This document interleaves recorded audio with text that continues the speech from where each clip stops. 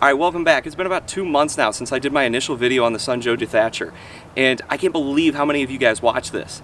And I told you guys right after I made it that I was going to give you guys an update on how the long-term results worked and stuff like that. And I was super impressed with the initial usage and what happened to my lawn.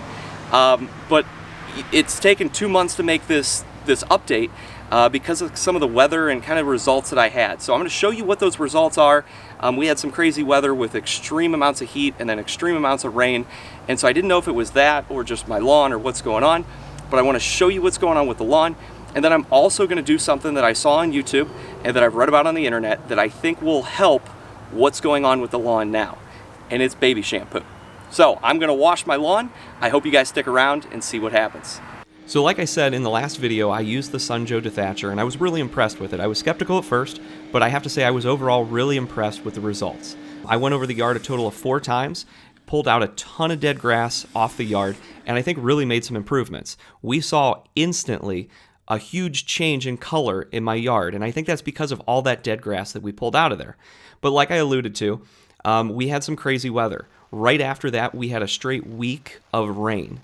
Downpour, thunderstorms, crazy rain, and then it seemed like the next week and a half was crazy heat, 85 to 90 degree heats, and that's a lot for the type of grass that we have up here in Ohio.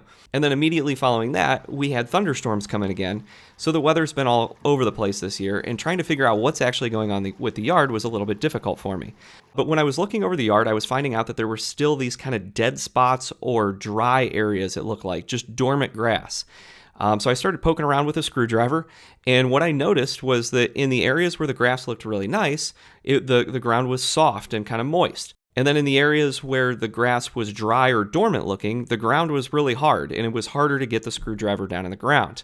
You can see the soil, and it looks fine, but what I'm thinking is going on here is there might be a kind of a waxy buildup layer on the top of this soil. And it could be because of all that dead grass that was in my yard for so long. As that grass started to decay, it created this, the breakdown of whatever was in there, and it created that waxy kind of coating on top of the soil. So that's where the shampooing your lawn kind of comes into play. What we're going to try to do is use soap to wash away that waxy layer. I'm using Johnson & Johnson baby shampoo, but there's all kinds of different soaps that you can use. A lot of people use Dawn dish soap. The only thing that you don't want is an antibacterial because we don't want to wash away any of that organic stuff that's trying to happen in your lawn. I really don't think it would make a big difference, but just to be safe, we're gonna stay away from the antibacterial. Reading online and watching videos, it looks like 3 ounces per 1,000 feet is what a lot of people try, but there are also people out there that have done like 50 to 100 ounces per 1,000 square feet, and they've had no problems. So it doesn't look like you can put too much on there. I'm going to stay on the safer side. I'm going to do 5 ounces per 1,000 square feet. And the area that I'm going to be treating of my front yard here is about 2,000 square feet. So I'm going to pour in 10 ounces of shampoo into my handheld sprayer and then fill the rest of it up with water. And then depending on the sprayer, your flow rate and different things are going to be different. The only thing that matters is that you're getting even coverage across the entire yard. I went over the dead spots or the drier spots, twice or 3 times. I actually went over the entire yard multiple times because I had never used this sprayer before. So I had a lot left over after the first pass. I made a complete second pass of the yard. One problem that I did have was the sprayer that I was using had a quick disconnect method. It broke off, and I think that's because I have such high water pressure. So I ended up switching to another sprayer and finishing off with that one, and it worked perfectly fine. One awesome thing about this was it smelled awesome. It smelled like baby shampoo. Normally when you're spraying chemicals or stuff on your lawn, they don't have a real attractive smell. This one was actually really nice. And then really the last thing to kind of note about this is we want to make sure that we're doing this probably not in the middle of the day when it's 95 degrees out. I did this relatively early in the morning before it got too warm. And then I'm going to make sure that I water the lawn consistently after I do this for about the next week to make sure that we water that soap in and we get the results that we're looking for. Alright, so as far as lawn care projects are concerned, that's about as easy as it gets. And I'll be honest with you, I really don't know if this is going to work. From what I've been reading on the internet and what I watched on YouTube, it makes sense. And working at a golf course and talking about different surfactants and wetting agents and what they do for grass, you know, make the grass use the actual water better or help it penetrate into the ground better. I get the science behind it and the thought behind it, but we'll actually have to see what those results end up being.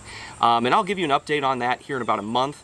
I'm going to rent an aerator from a local company and aerate my front yard, take some actual core aerations out of the yard to kind of break up the soil, try to encourage those roots to grow deeper, and then at that point I'm going to overseed the lawn. And I think that's where I'm going to really see the best results. So I'll walk you through that process and show you that here in the future video, as well as give you an update on this one. So I'm hoping we see something, but I don't know right now. In doing this, you know, it really didn't take that long. If it doesn't work out, really all that I'm out is, you know, an hour maybe, and a $5 bottle of baby shampoo. So we'll see how it goes. In doing this, I also kind of learned, rather than poking around my yard with a screwdriver, using one of these soil probes that'll actually take out a core of your yard would definitely be a little bit bigger. You can see this one is massive. I ordered this on Amazon, you know, after the project was over because I realized how stupid the screwdriver was. These really aren't this expensive. You really don't need one this big, but it'll definitely let you get down in your soil and tell you a whole lot more about what's going on there.